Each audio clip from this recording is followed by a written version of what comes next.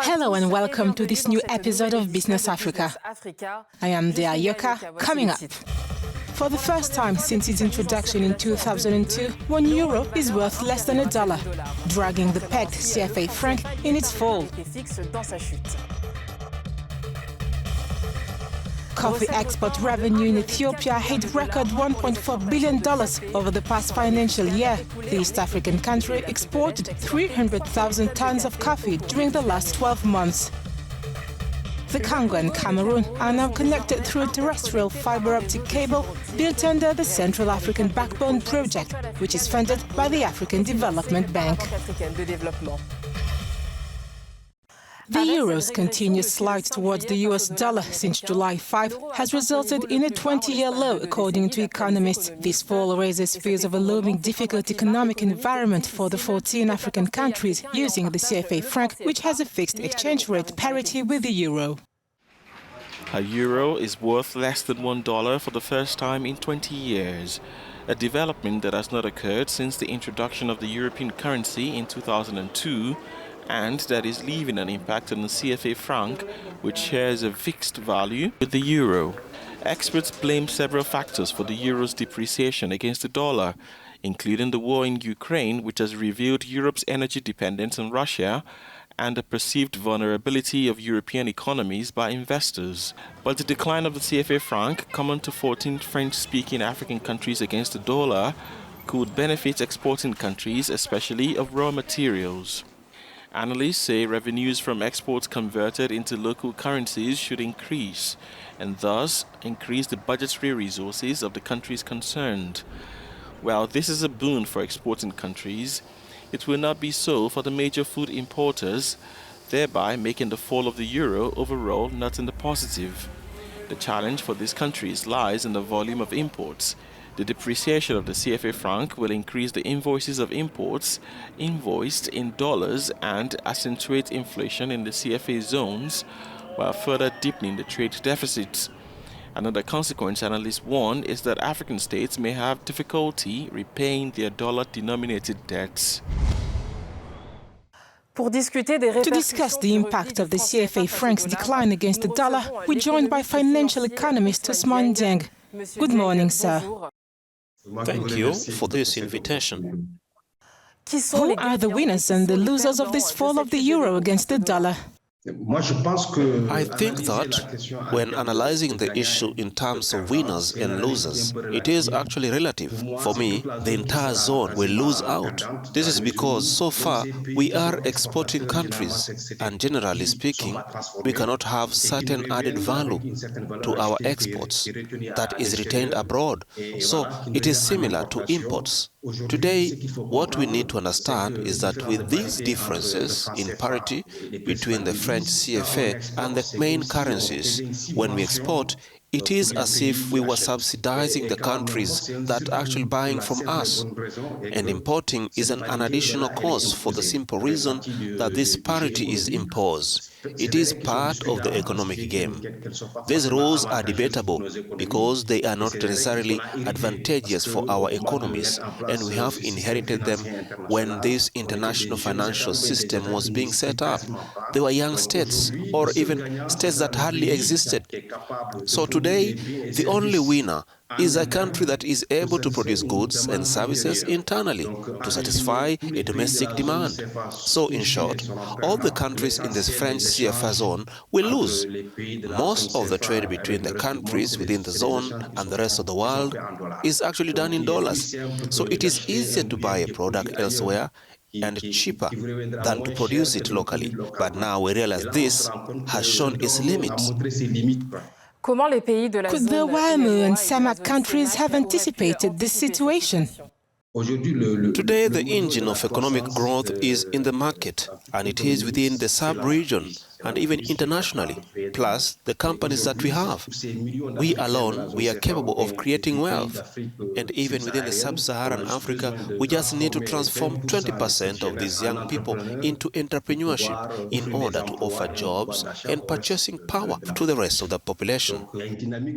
So there is a dynamic that we are observing, and I think that this dynamic will continue because there are more and more African companies that are fighting to manage and to have this market share both in the domestic market and even beyond internationally. Is it conceivable that the European Central Bank could raise its interest rate to ease the financial stress on African economies? In any way, if the European Central Bank acts in this way, it is not to the benefit of African economies. For us, it will only be a consequence. It is much more for the Eurozone than anything else.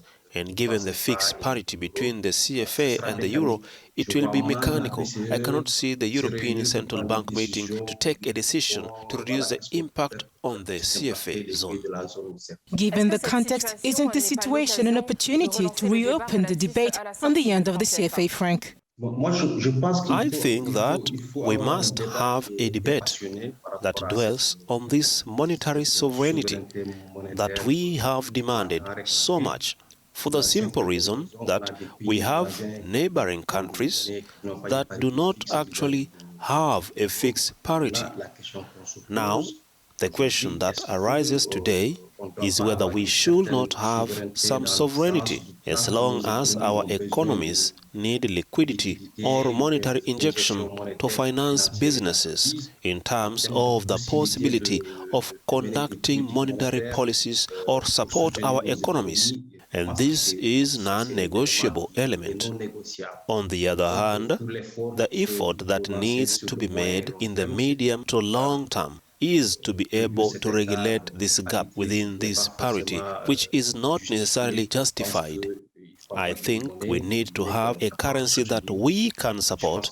We need to restart this process as soon as possible. Ousmane Dieng, thank you for answering our questions.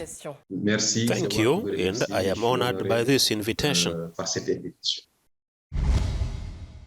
Ethiopia, Africa's largest coffee producer, reached $1.4 billion in annual coffee export revenue during the 2021-2022 financial year. It is an unprecedented record in terms of revenue in the country's history, and the authorities do not intend to stop now that they are doing so well. The government plans on reaching the full potential of its coffee sector.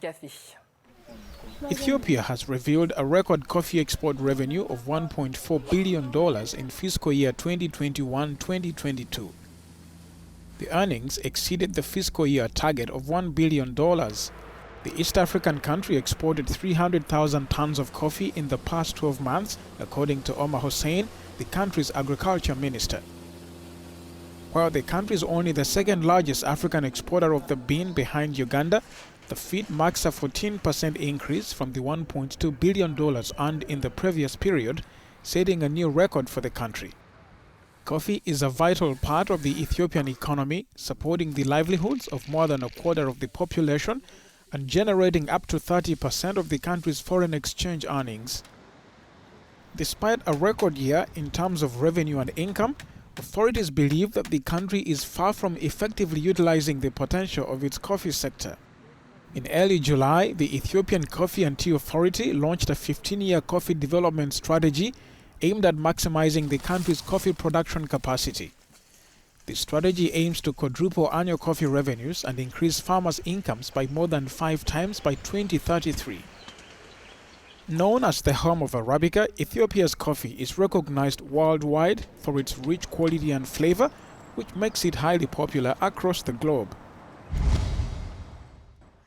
In Wesso, a town located over 800 kilometers north of Brazzaville in the Congo, the Cameroonian and Congolese authorities put into operation a fiber optic network to the great pleasure of the Wesso 55,000 residents.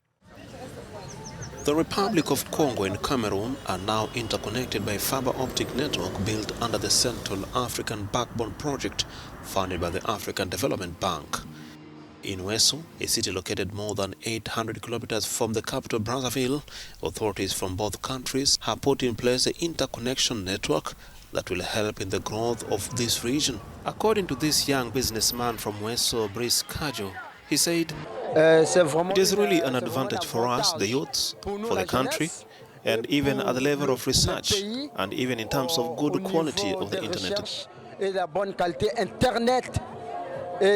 Then, for studies, those who are interested in doing online courses, they will no longer have a problem with the quality of the internet, which will now be stable. In January 2012, the head of state and government of the Economic Community of Central African States approved the Central African Backbone Project, which aims to connect the countries within the sub-region to a high-speed telecommunication infrastructure. The main objective is to contribute to regional integration through the implementation of fiber optic interconnections between the countries, to reduce the high cost of telecommunications on businesses, and also to create jobs in all sectors. Under this project, the Central African Republic was to be connected with Cameroon and Congo. Cameroon is already connected to Gabon and Chad. The project to build 285 kilometers of sub-riverine fiber optic cable between Congo and Central African Republic began earlier this year and is expected to be completed soon. That does it for this edition of Business Africa. The news continues on Africanews and Africanews.com.